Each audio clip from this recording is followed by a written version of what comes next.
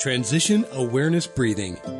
Feeling grounded for both children and parents is essential for healthy living and learning. Join Eartha Powell on this series for tips and tools for creating a harmonious environment for learning. Transition Awareness Breathing will help you and your child find an individualized path to tackle change, promote lifelong learning, and discover new approaches to calmness. Hi, everyone. Welcome to Transition Awareness Breathing Podcast. I'd like to start with a story as we continue in coming up with an action plan on increasing the United States World Happiness Score. And with this approach, with the development of a plan that we all can participate in our own part of the world to increase our happiness score, with the intent that as a nation, everyone can contribute to the increase of the United States World Happiness Score. This is the story. Let's say someone named JJ. So you can make it to whatever you want, who JJ is. JJ is involved in an accident. A bone is broken. Now, JJ didn't realize it at first. JJ thought, the intense pain was because of maybe bruising or maybe the area was strained. But over the next few hours, JJ began to experience more pain and swelling around the area. JJ tried all kinds of home remedies, ice, heat. Nothing helped. Over the next few hours, the pain continued to increase, and now the swelling is very noticeable. Now, JJ's discomfort is so bad that even going to work or considering going to school is not an option. JJ has some kind of idea about what the pain scale is because, when we go to the doctor, they ask if you're in any pain. And so JJ mentally says, my pain scale is probably a 9 out of, on a pain scale of 0 to 10. 0 meaning no pain, and 10 meaning the pain is totally out of control. Friends of JJ convinces JJ to go to the doctor. They went to the doctor, and the practitioner examines the injured area. The healthcare team, the physician, nurses, x-ray technicians, they all assess the injured area. They touch for bruising, the response for bruising, and evaluate the amount of tenderness. X-rays are done, and lo and behold, a small fracture is found in the bone. Now, this fracture is so small, it's about the width of a hair, and so it's called a hairline fracture. In the course of a treatment plan for JJ, to help decrease the pain, to help decrease the swelling, and to increase JJ's ability to get back into normal activities of daily living. But there was one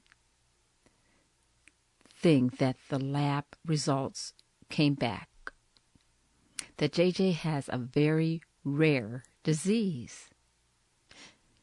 And the healthcare team and the providers all assured JJ that, maybe if it wasn't for this accident, this disease may not have been found.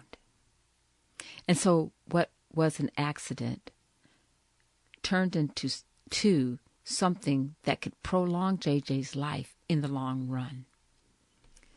I share this totally made-up story to guide us into our discussion about how to improve our world happiness score. But before I get started, I want to thank Web Talk Radio for allowing me to bring Transition Awareness Breathing podcasts to you. And thank you to my producers, Mary Lou and Sam, for making Transition Awareness Breathing podcasts available to my listeners wherever they go. Okay, so where am I going with this story? In spite of Finland's high ranking as far as being the world's happiest country to live in, compared to 146 countries of the world, what was revealed is the population has found that people, the community, the citizens, they really have hesitancies of speaking about mental health. And the report came out in a couple of resources that the Finnish people feel that, because they live in such a perceived happy environment, there's a sense of hesitation to maybe bring forth any kinds of indicators that one may be having issues of depression or symptoms of suicide. And so the nation's response when they found this out was to come up with a national mental health plan. And so as they are working through this plan, I kind of dug a little bit more into not only the plan, but what some of the issues, for the reasons why these mental health issues are occurring. I mean, it's showing me one thing. On one side is, Finland seems to be a very stable economical society. And it appears, at least that's what I thought, and I'll share in a few minutes, that their educational system is one of the best. And so why would such a happy country have any shame and hesitation about getting help for mental health issues, depression, anxiety, suicide? One thing I would like to suggest is maybe it's a matter of perspective.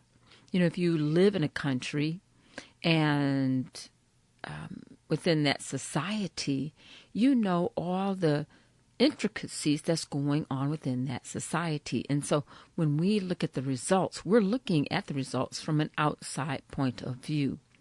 But inside their society, particularly age groups between 15 to 23, there seems to be a sense of uncertainty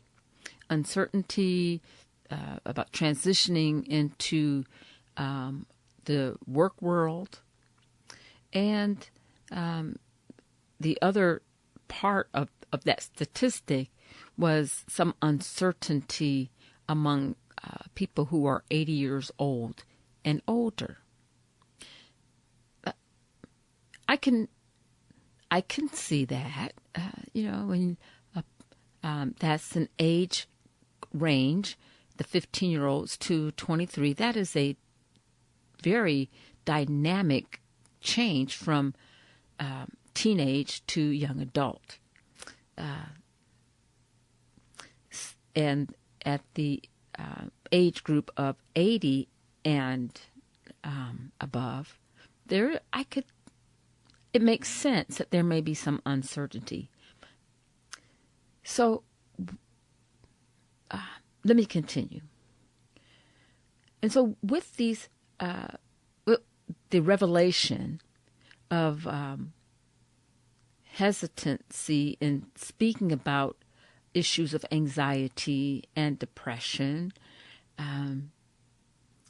the research indicated, these reports indicated that there are issues with self-image. And those issues of like a lack of self-image and doubts of self-image filtered up in response to as that society is growing more into the digital community, and as the marketplace grows into a more gig marketplace. And so the marketplace is more worldly, and the internet is used, the devices, for more social and entertainment. So if someone has an issue with low self-image, low self-esteem, and they're involved in using the internet media, and they find and are attracted to media images, media stories, media reels that satisfies, maybe I should use the word pseudo-satisfies, that need, that inner desire to kind of link up and to find some kind of a connection with that resource or that person or that group on the internet. The amount, the frequency of interacting with that media is going to increase. And that's just my proposal. And I, as I shared earlier, I was hoping that maybe something that I would read would throw me off track, but I have not found that. And this is why in my last podcast, I said that I would be revealing something. Maybe it's not new, but I think we as a society should pay attention to. Now, I am going to say, in my humble opinion, the internet is not going to go away, at least no time soon. But there is a choice, and I think we have the ability to guide ourselves on how we use the internet. But let me continue. I'm jumping. So as the resources indicate, when we have a society, when there is a society that has a sense of shame, which the Finland healthcare team is actively trying to change, the stereotype of being ashamed of getting help for anxiety, depression, suicidal tendencies. They're working on a very aggressive plan, And part of that plan was to improve the access to mental health facilities, which is totally free.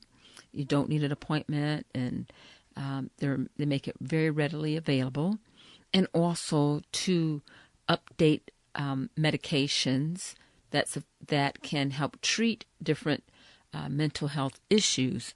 And these newer medications have milder or may I say less severe side effects, so that the providers feel more comfortable prescribing this medication to their patients.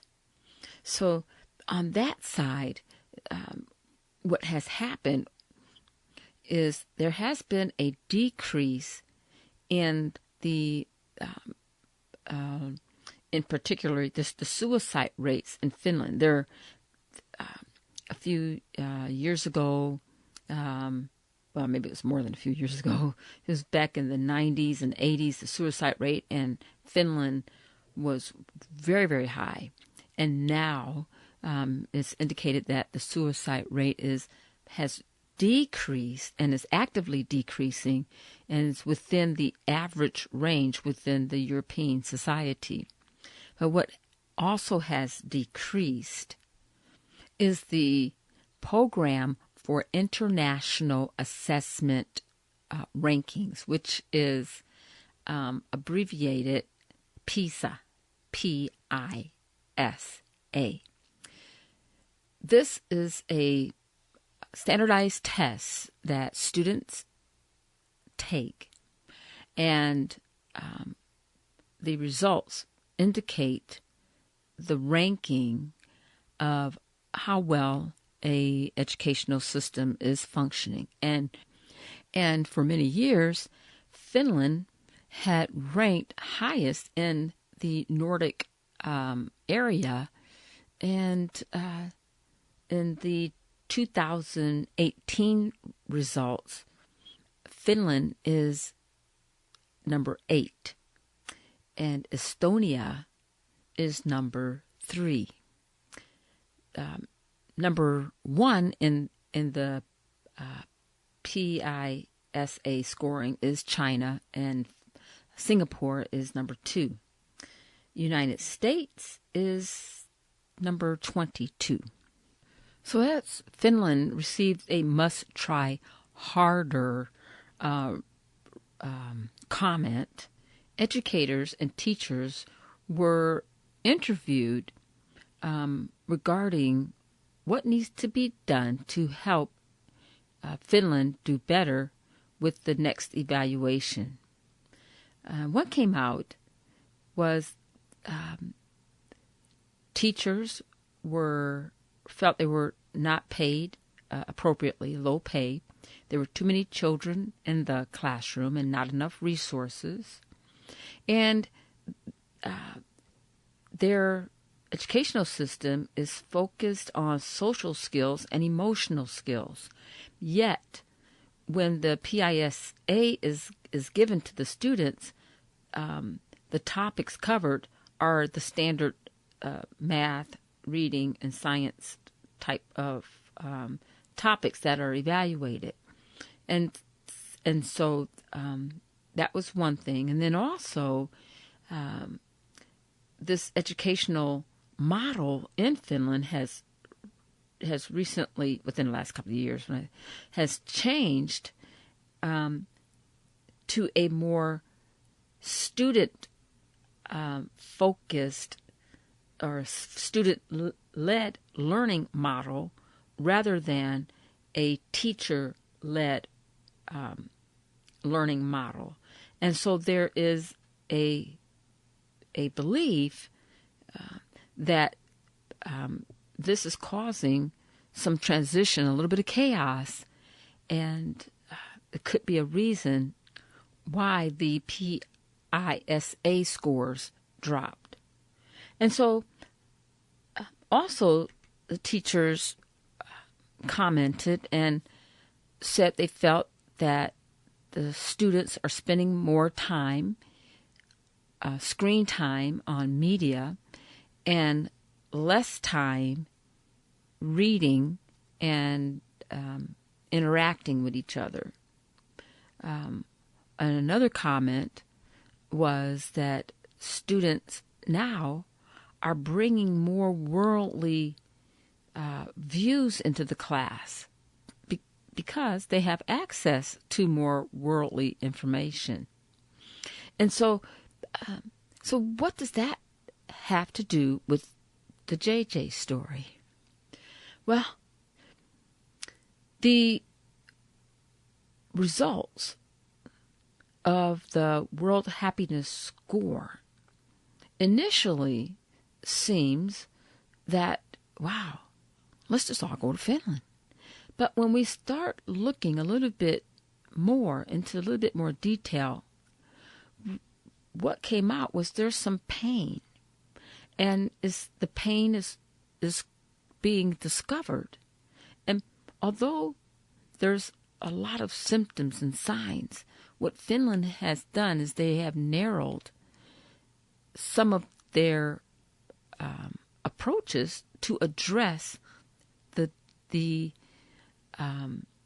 mental health issues that wasn't on the radar before, and also the education system. They are identified because it's like as we use a clinical mind, when we are assessing a patient, you have to take in information. And so what can we do here in the United States? Our resources are different. Our educational system is different. And I think it's probably a little bit unrealistic to say, let's go and change the educational system all at once. But it doesn't mean it's not impossible. But what we can do is being aware of the effects of allowing our families, our friends, to be comfortable in sharing information that they may need help in, maybe mental health. And also to seek out resources. And if there's no resources, to say, how can I start some new resources? And that may be pretty hard. But I think it can start with being compassionate and showing kindness with each other and with ourselves. And maybe to look at the amount of screen time as you're listening to this podcast, and maybe evaluating how much are we basing our self-image on social media friends, quote, friends, and how much that's having an influence. And so I ask you to bring an awareness to the amount of time that we are spending as an individual, as a family, as a nation. What can be done? What can we do? That we can discuss our next episode when we come back again. Thank you for joining me, and I look forward to talking to you again next time. Be sure and pick up a copy of Eartha's new book, Tab Mindfulness, Awareness and Coloring Activities in a Pandemic World. It's not just an ordinary coloring book. It features 23 illustrations to stimulate thought, relaxation, and creativity for anyone between the ages of 4 and 94. Increase your positive self-talk energy. Unlock new creative paths. Transform your time once or twice a week to create beautiful art while strengthening confidence, building positive self-talk, and sensitize self-awareness. Tab Mindfulness, Awareness and Coloring Activities in a Pandemic World. It's available now at Amazon.com.